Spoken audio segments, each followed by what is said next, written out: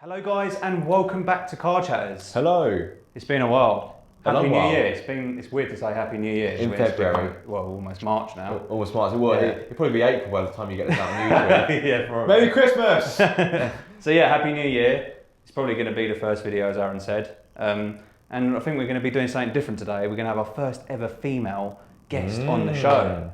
And it's a very, very special one. So without further ado, let's introduce her. Shamotive, come aboard. Way. Hello everyone. Thank you for joining us. No worries.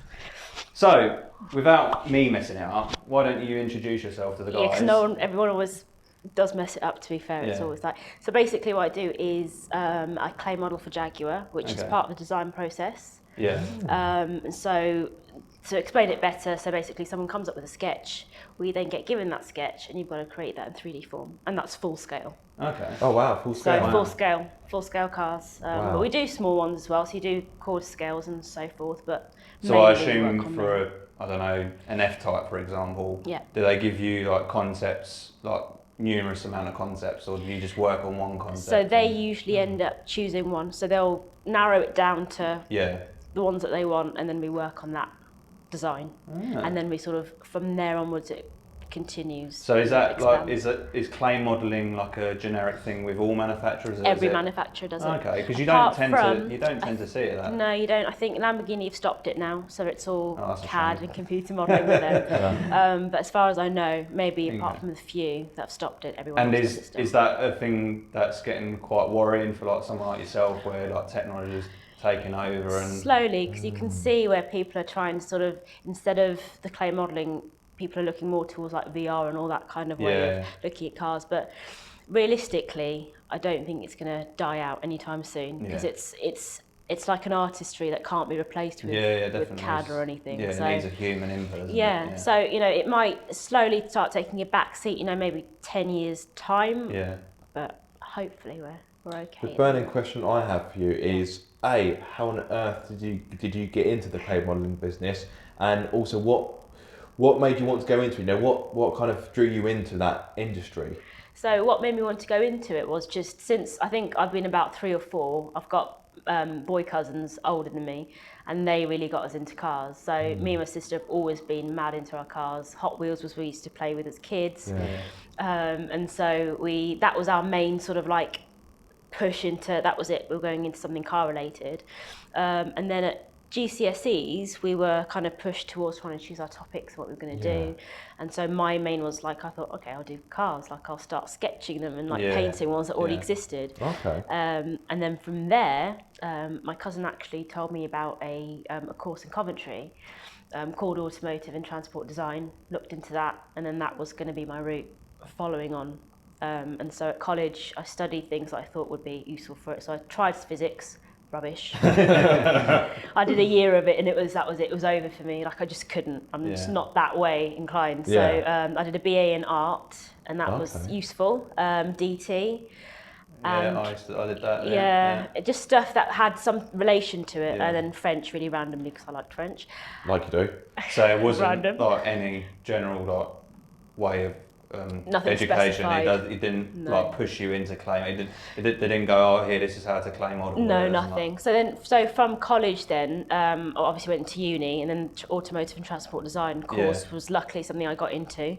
And second year is actually when they got us to actually do physical clay models, because I didn't know it existed. Yeah. I thought it was I don't think anyone watching before knowing you, I wouldn't have known about clay modelling at all. Like it's one of those things when people are like, hang on, what? Like you clay model full scale cars? That makes no sense. Why would you do that? It's like, what is the point of that? It's like in their heads they think, okay, it gets sketched and it's made, and that's it. Like as simple as that.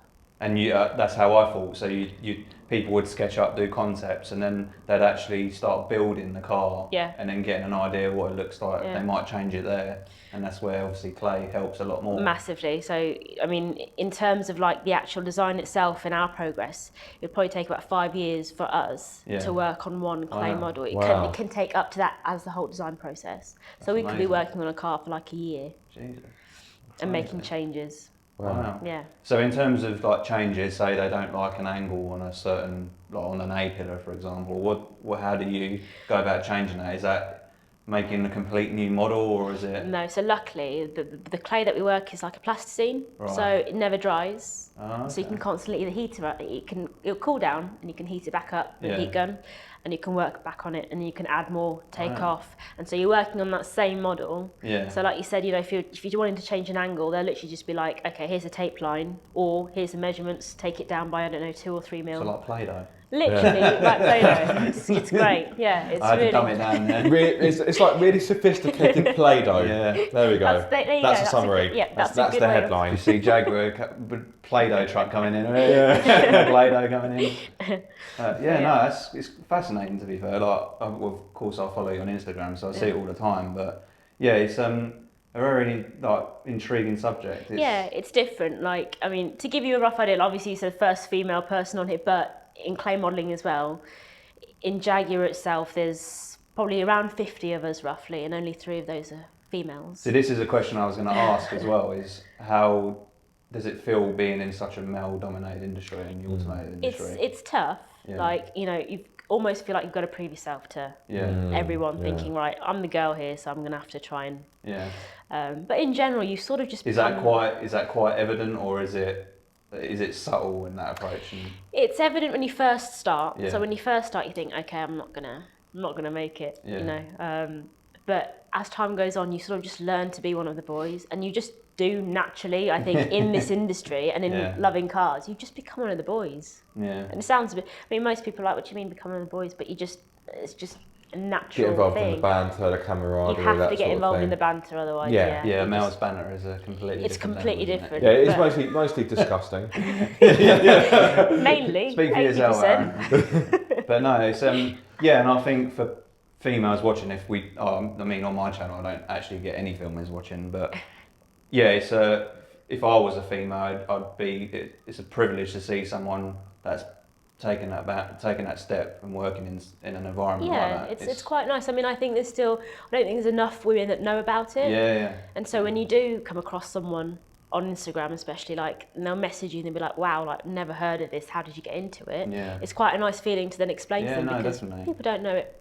It's like even even happens. for like Jo, Skulls and Snaps. Yeah. She's a photographer, but you wouldn't think that's as much of an issue. Like, you'd think there's more girls doing photography, but there actually isn't. No, there isn't. It's like around the whole automotive industry, it's very male orientated. Yeah. It's crazy. And it's It just really naturally the way it works, and Yeah. it's not anything in specific, but the more people find out, I think it is slowly changing. Yeah, it's even like mainstream versus YouTube. Like, people seem to think, well, you do YouTube, you can't do stuff that mainstream people do. No. But mainstream people do YouTube things. Yeah. It's like Yeah. it's a weird thing. I don't understand it. Yeah. At the end of the day, if you can do something, do it. Yeah, Whether do it's it. whether it's a mainstream venue or it's on YouTube, it doesn't really matter at the end of the day. It doesn't matter, does it? But, No. But it's just, I don't know, yeah, it is strange why it is the way it is, but it is just.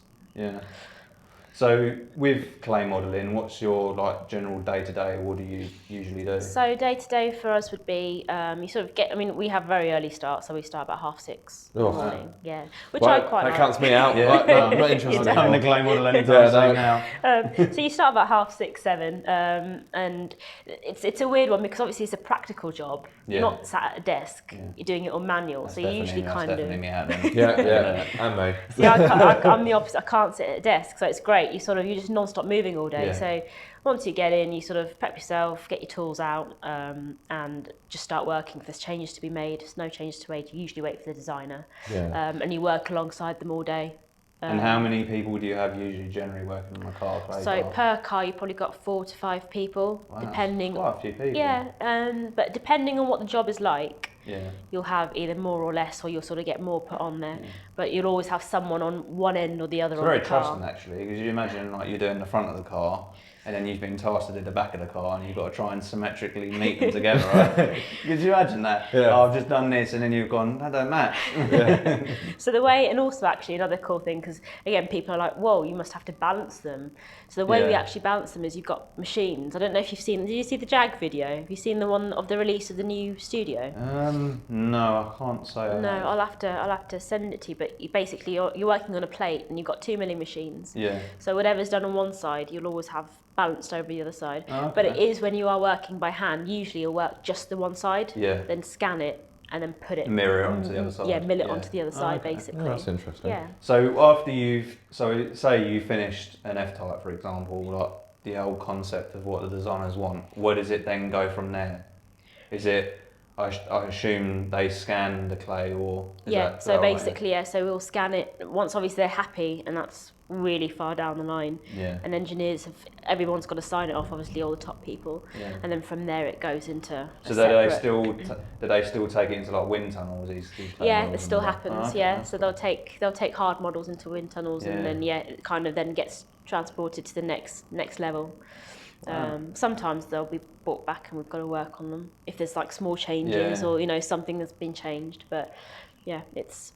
And do you get involved afterwards, or is it just you just do the clay? That's just do the clay. So they don't give you a car to go and test out? No, I wish we would. Oh, that'd be great. That would be fantastic. I think time from time we do get sort of the odd chance. We got to drive the E-Pace a couple of months ago. Yeah. That was quite a cool thing to drive around because they've been quite popular actually. You see them loads on the road. So with Jaguar, because I obviously have quite a big range, are you working on every single car, or is it only select cars? So you get sort of designated a job, unless you're really desperate to go on to another job and go, actually, I really want to work on that model. You're usually stuck to the one that you're on. Okay. And I mean, usually the thing is, there's a lot of concepts. So there'll be things that you guys have never seen, but we'll work on and then bin them, or work on them and then Does hide that them frustrate away. you put all your heart and soul into this clay model, and they go, nah, I'm not going to do it. Forget You're like, but you're not doing that. Yeah, you literally put everything into it, because when you enjoy it, you just put it. But you get used to that. Like I think the first year I was there, because I've been there 5 years, coming up to 5 years now. Okay, wow. You just don't. You're putting everything in, but you're also being disheartened when You can't get too attached. Yeah, that's not going to work. Yeah. Or you'll work on a part and they'll be like, actually, can you just change it completely back or whatever? Yeah. And at that stage, you're like, okay. I think because you've probably been there such a long time, it's just an everyday you get thing. used to it. Yeah. And it still is. I get very attached to it. I just really enjoy it, so I get really passionate about it. But you get used to it enough to be like, okay, fair enough. Like, if that's not what you want, let's move on, kind of thing. What do you find most challenging about your role? Challenging, it's a difficult one actually, because I'm quite a geek. I really love all of it. I like the challenges, and I love working under pressure. And I can imagine that it's never the same thing. You're never when you're doing a car, the car that you do next it's not going to be the same car. So you do something different. A new challenge as it is, isn't it? I would actually say the challenging part and the enjoying part is the end result, where you're actually getting it ready for a paint date. So again, this is all like terminology where you're like, what's going on here? So we will have to get the car ready for like a review, and so all the top people come and have a look at it. You get design directors, interiors engineers. Must be quite intimidating. So they want to come and have a look. So you've got to get it ready to be painted. Painted? Yeah. So like you would paint a car? Yeah. Oh, yeah. So you literally we will prep it to a point where you've got to take it to the paint shop, they'll primer it and paint it, and it comes back and it looks like an actual car. Yeah. See, I knew a very little bit about clay modelling, but I never knew that they actually paint them and make it look like an actual car. I never knew that. Yeah. Oh. And so they'll do the proper paint job, and that's why we've got to make sure all the highlights are right. Yeah. And don't get me wrong, I'm not amazing at it, because I'm not. I mean, in no shape or form am I amazing yet or really good, because 5 years in is not enough experience as a clay modeller, so you're still learning. So what in terms of experience, like what's the highest person that's had experience? Oh, I think people, Jag are probably 40 years in, and sorry for anyone that's going to hear this, because they are older. Don't worry, but they are experienced and they know what they're doing, and when you watch them, you think, oh, okay, I'm not very good at this. Yeah. Because they just do it in So was there sort of some like training regime before when you first started that you? Or in a sense, so I came out of uni and I was lucky enough to be offered a job pretty much straight after. But in between there was like an academy that I did, which was 3 months worth of sort of just more actually hard modelling than clay. Okay. And I think that was just to get used to a system and how to work in the environment. Kind of start to finish kind of process. And so that was kind of our training, and so it wasn't clay based. But it teaches you enough to be able to be like, right, okay, this is the time constraint, this is what we've got to do. I think the hardest part of the job is actually trying to get all the highlights right. Yeah. Because you know that people are going to be looking at it, and it either gets painted or, again, have you heard of Dynoc? No. It's like a stretchy film, almost like car wrap. Okay. but you can use it over and over again with water over Yeah. the clay surfaces. So that's another challenging and daunting part when you're looking at surfaces and you put that over there, over the car, and then you've got sort of like the older guys looking and they're sort of judging and you're thinking, Yeah, oh, yeah, that's try not to do that. quite right. Yeah, you're trying to kind of just cover your where you're working, Yeah. and that's daunting. Yeah. And that takes years to master. Yeah, I bet it does. Years. 'Cause then, I love that sort of thing because that's a proper craft. Yeah. That's something that sadly probably will be lost Yeah. in years to come. Years to come, yeah. That's a proper skill, an art. So yeah, fair play for getting into that kind of industry. If you weren't doing clay modelling, what do you think you'd be doing? Some kind of a racing driver. That's what I would have. Yeah, that would have been like the next thing. Well, we all want to be We all want to racing do that. drivers. But this is the thing, car related. That everyone's going to want to do that, and that was. I thought, what else would I have done? And that would have been it. Yeah. I don't know what kind, but something. Yeah. Just. Did you ever get into doing kart? No, it was money. It was just money, So and it was expensive, always isn't it? just it was always the fact that I haven't got quite enough. Yeah. But something that I'd like to do as a side thing, definitely. Well, I get quite a bit involved with motorsport, sponsoring people, and the money. Like just expensive. even doing like club level stuff, you still can get carried away with it. Like you can still come out spending 30 grand a year. You don't realise, do you? And it just adds up. Like before you know it. Yeah. And it was funny because we stepped from club to professional racing, and the budget just like quadrupled. It was insane. It was something where you put the numbers together and you think, oh, actually, it's quite doable. And then when you actually get to it and you see the competition's just tenfold, it just gets more and more crazy. So you're doing like slicks every meeting, fuel. You got to prepare for damages because the cars, like Janettas, when we were racing Janettas, you blow a front end up, it's like 10 grand straight away, and it's crazy, all made out of isn't it? fiberglass. So as soon as a stone hits it, it'll blow to smithereens. Oh my gosh. Whereas when we was racing like M3s, it was because they made of steel. If you crashed it, you could just go and get another part, bung it on there, and it's fine. weren't And too it's worried just about that. it's just crazy. Yeah. So, You just before you know it, out of proportion, and then you're out of money. I can imagine how that would be me. That's why series like that W series, which is for females only, they all get the same car. The cars are built by the team, one team and one team only, and it's designed to keep it all. It's probably the best series where they keep all the cars the same because it's run by one person and one person only. Makes sense, doesn't it? Yeah, no, definitely. But no, it's an interesting job. Yeah, Definitely. It is just different. Like honestly, unless I don't think I'd really spoken to many people unless they're in that automotive design industry. I've never heard of it. It doesn't. It's just crazy. Yeah. You still can't believe it that there's a job that you can do clay modelling. Like, It's mental. Yeah, It's like mental. in cars, like full scale cars. Yeah. Like it doesn't compete. That definitely It's a lot sounds of like a people. dream job. It definitely It's cool. does. It is cool. But moving on from that, you've recently bought a new car. I have. How are you finding it?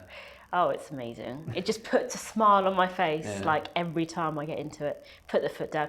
Obviously, the thing is, Because you had yours as diesel before, wasn't it? it was a diesel. So it was an A5 diesel, and it was. Don't get me wrong, it was great. It was the Quattro. It was the black edition. It was like the top spec. Yeah, it's nice. But it was a diesel, and it was slow.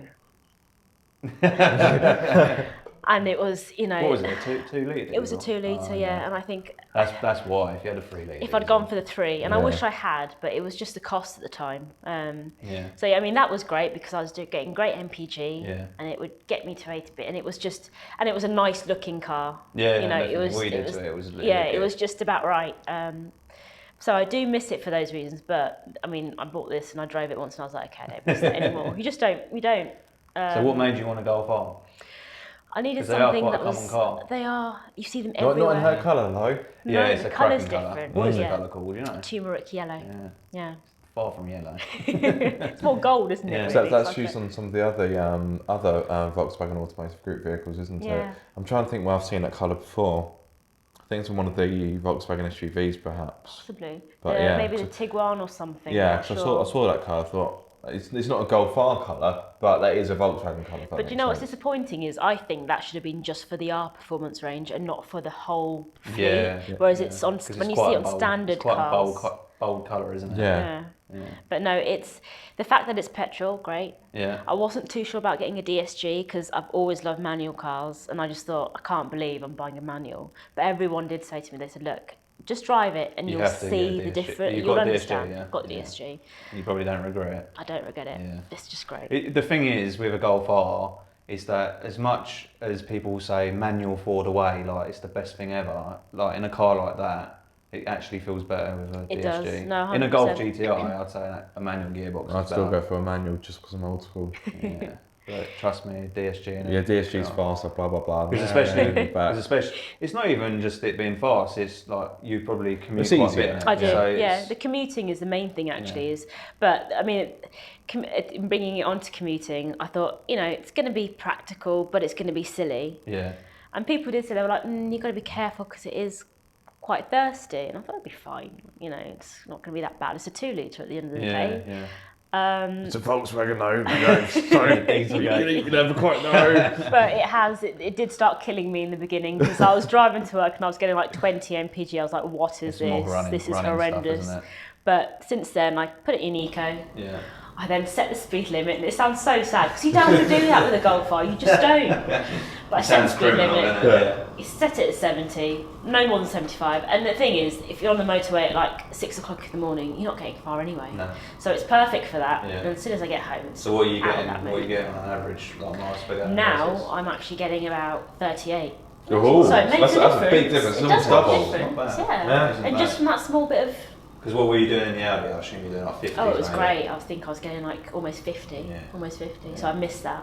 Yeah. But this is just so much more Fun? a driver's car and fun. Yeah. You can be silly. Because that's the thing with a Golf R, you can do a commute and it's like just being a normal Golf, and Yeah. then when you want to push it, it's like a completely Yeah. different car. Yeah. It is. It's nice that it's got the 3 modes as well. Yeah. Because, sometimes you don't want it in the race mode. I don't know when that is, to be honest, 'cause I put it in. That's the main mode I have it in. Yeah. But no, for commuting, it's great for both. Yeah. Handles really nicely. I wasn't actually, when I first test drove it, I didn't expect it to be as responsive as it was going to be. Yeah, it's a cracking All car. quick as The it's engine, gonna the be. engine's bulletproof as They're well. great. It's been around for Yeah. ages. So Oh, yeah, yeah, no, it's definitely a good choice. It is. Definitely a good choice. Maybe a few little mods, but nothing crazy. You gonna map it? Maybe. It's something, I thought it was going to be the first thing I'd do. I thought, okay, stage 1 remap, we'll do that.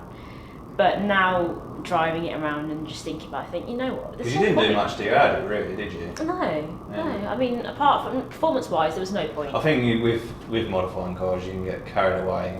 You Yeah. can almost get carried away so Too much much. where you ruin it. Yeah, Yeah. exactly. You really do. Yeah, no. And then it becomes a car that you wanted just to use as a daily driver, and then it becomes completely No, like something useless else. as a daily It's a driver. track car. Yeah, Before you know it. you could end up buying an EB3 Civic Type R, wrapping it blue, stripping it out, putting a plate to different. Before you know it, you've got a car that's barely road legal. Some people just they go overboard, but dickhead That's did so that. subtle. yeah, I don't know. Some Calls it Mr. Miyagi as well. some number two. But to bring things back into the clay side of things, I want to ask some really He's nerdy fascinated questions. by No, this it's model cool. now. I am. Oh, You're I'm talking about probably going to see him at Jaguar next week. Yeah, probably. So it might be difficult to say, but how much clay would you get through on one car? Oh, that is a difficult question, actually. So I suppose it depends on the car. Depends on the size of the car, but I don't know, for a 4x4, it's a difficult question. Yeah. Because the thing is, it's not all clay, so not the whole car is. So underneath you've got an aluminium frame, and on top of that you've got foam, and most of it is made out of foam. And so we only load probably about 40 mil max, maybe a bit more sometimes, onto the foam. Yeah. So it's almost like you're plastering it on top of it. Yeah, kind of. Yeah, so Oh, you're okay. kind of never ever putting a whole load on. So it's probably not as much as. I'll have to get back to you on that one actually. It's a good question. I've never ever. Is he about to go on his phone and order like half a ton of Play-Doh? Yeah, just So you all can loads make of an boxes, X5. loads. Yeah. You'll need an oven as well because you keep them in the oven. So yeah, with the billets, you kind of that's the size of them, and you get 2 of them, sort of that kind of width. Yeah, so I saw them on your Instagram. Yeah, I mean, they were just thrown all across the floor. Yeah. That was actually, I stole that photo from another Instagram page because we're not allowed to do stuff like that. So I was like, I'll just take it from this page. Yeah, no, I assume the environment you're in is quite confidential. Oh, you know? massively, yeah. I mean, phones are usually just not allowed. You know, Yeah. you've got to be very careful. Do you have to who's sign a in contract there. like a NDA. not like a secrecy act, but that But sort of just so you thing? don't discuss Non-disclosure anything. agreement. That's Yeah. one. Yeah, one of those. I don't know anything about that. But no, it is very secretive, and it's hard to not tell people. Like, you get home in the evening and you want to tell, like, I want to tell my partner, like, oh, I worked on this. Yeah. And like, you've got to bite your tongue and go, nope, just worked on a really cool car, or that's it. You can't say what model it was, and it's a bit of a shame. Yeah, it's just all part of the job, though, really, isn't it? Yeah, you just get used to it after a while. Yeah. You know what you worked on, and so it is cool and at to the end know. of the day, eventually, 9 times out of 10, it's going to hit the market at some point. Exactly. Whether they don't, whether they decide to scrap it or... 9 times out of 10, don't know. I bet you have to be in loads of concepts. Quite a lot. I mean, we do work on a lot, and there are a lot. Have there ever been, I know you can't say what it was, but have there ever been anything you've worked on that's been binned and you thought, I wish they would have made that. Why are you not making that? Make it now! You know what? No, surprisingly not. Really? Nothing I've worked on anyway. Oh, okay. There have been that other people have worked on, and you thought, no, don't get rid of that. Oh, that's really cool. Or, you know, it's something, or even if a small part of the car was really cool, you just think, oh, keep that. But for some reason, it just doesn't work. Or normally the accountants getting involved. That's why. Unfortunately. And I can't. It's too expensive. Yeah, completely like dull down the budget, and then Yeah, it's a shame really, because that's what affects, I think, the automotive industry the most. Oh yeah. Budgeting, the people in the accounts department. Definitely. Yeah. Like, for example, Fiesta RS, why hasn't that happened? That's so weird. I was literally about to say the same thing. Yeah. That's so mad. I was literally about to say Fiesta RS. Yeah. It's just great minds think alike. Exactly. But I think the other reason for that as well is because it'd probably be a bit too close to like a Focus ST sort of power. Yeah, I don't know, but obviously that's a completely different topic. But yeah, it's one of those. I think just it's budget, and you know, there could be so many cool things out there, so many, but it just holds it all back. Yeah. So I mean, have you guys seen the video of the F-Type, the Hot Wheels one that we did? Seen that? No. I remember seeing a Hot Wheels video a while back. I can't remember what car's in it, but they actually did a full loop for the loop. That's us, yeah. Oh yeah. So, like, it goes down the stairs and it comes out. Yeah, so we did that, and it was really cool. Yeah. The only Hot Wheels video I've seen is when Tanner Faust did the real life loop the loop. Oh, okay, yeah. The Volkswagen. Yeah. It was mental. It's crazy. What Volkswagen was it? Was it a Golf? No, it was a Passat, I think. It's Oh, crazy. yeah. It's like real life everything. I think the one I'm thinking of is the Jaguar. Balls are still Jaguar. there, actually. Yeah. Yeah.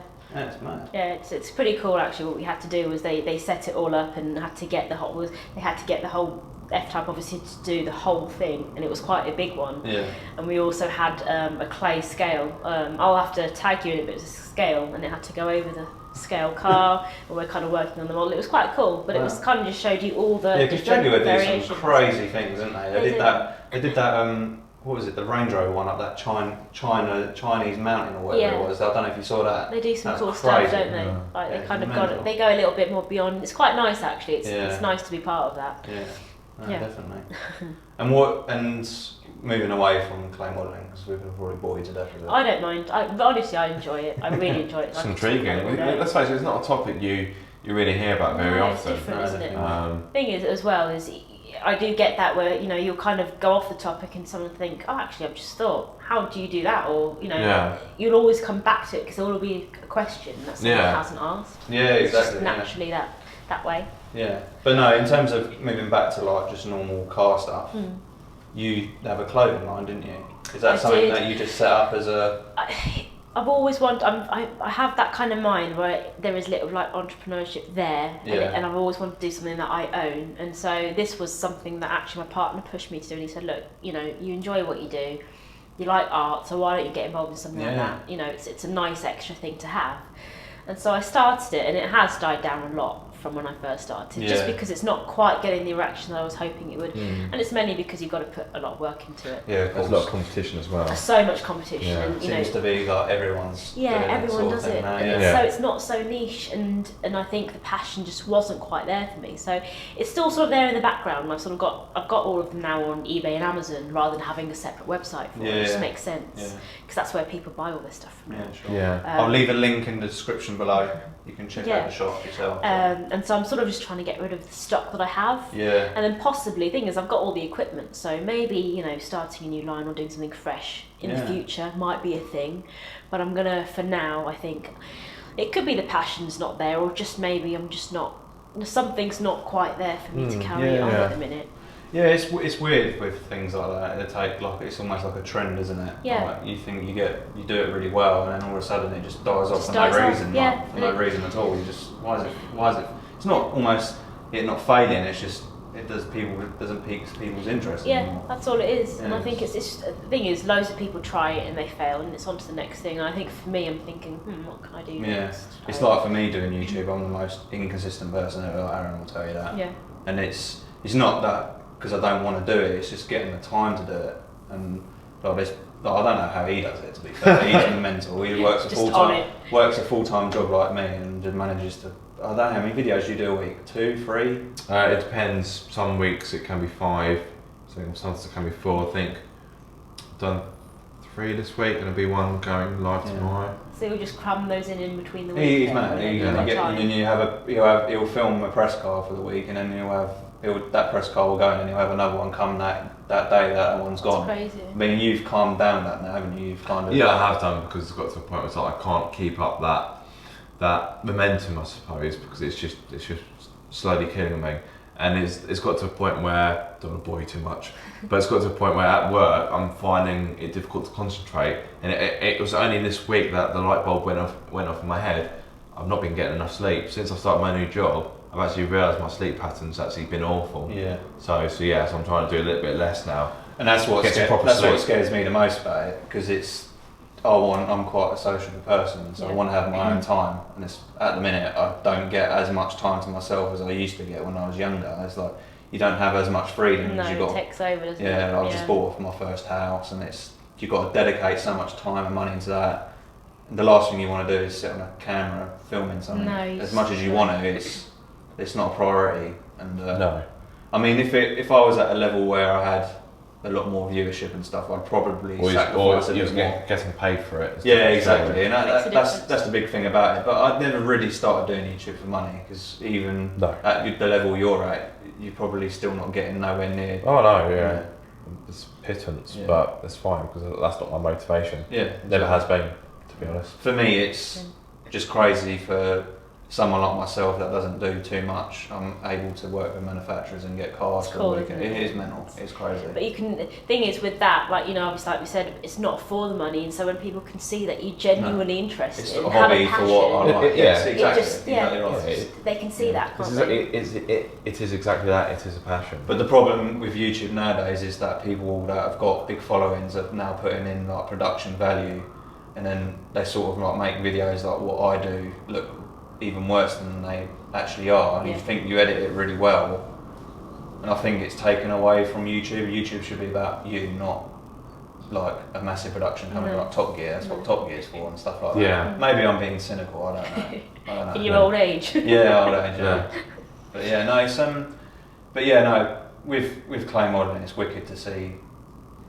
Well, it's just in the automotive industry alone, just having women in the. Yeah. Why shouldn't women be in it? No, they should. Around the world, I can probably tell you, I could be wrong, but as far as I know, not all studios do. So some are still completely male dominated, and there aren't any women. And it is crazy to think, if I went to America and, I don't know, whatever company, you went in there and there was no female, it is intimidating, really intimidating.